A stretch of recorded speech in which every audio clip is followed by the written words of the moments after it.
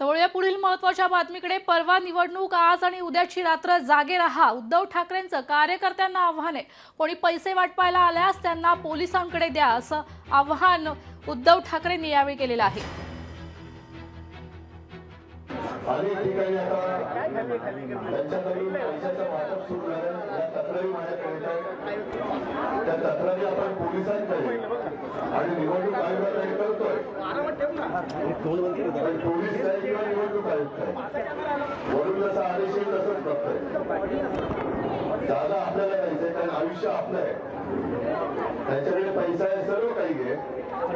पण आज मी फक्त पहिल्या वाटत इथे या वाटत येईपर्यंत तुम्ही सर्वजण कसे राहता हे पाहत आलेले.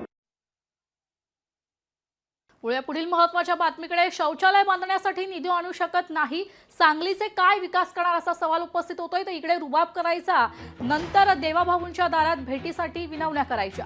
गोपीचंद पडळकरांची जयंत पाटलांवर जोरदार टीका आहे.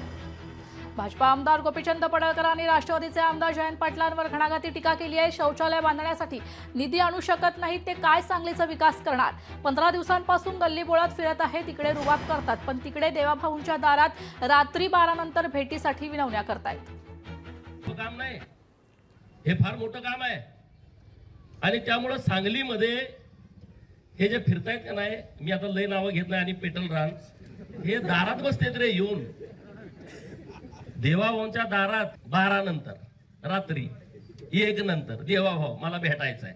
आणि इकडे रुबाब मी असं करेन, मी तर. अरे तुमच्या हातात काय आहे? संडास बांधण्यासाठी तुमच्याकडे निधी देऊ शकता का तुम्ही सांगलीला? लोकांना भूलथापा मारताय. लोकशाही मराठी ऐका, पहा, जागरूक रहा.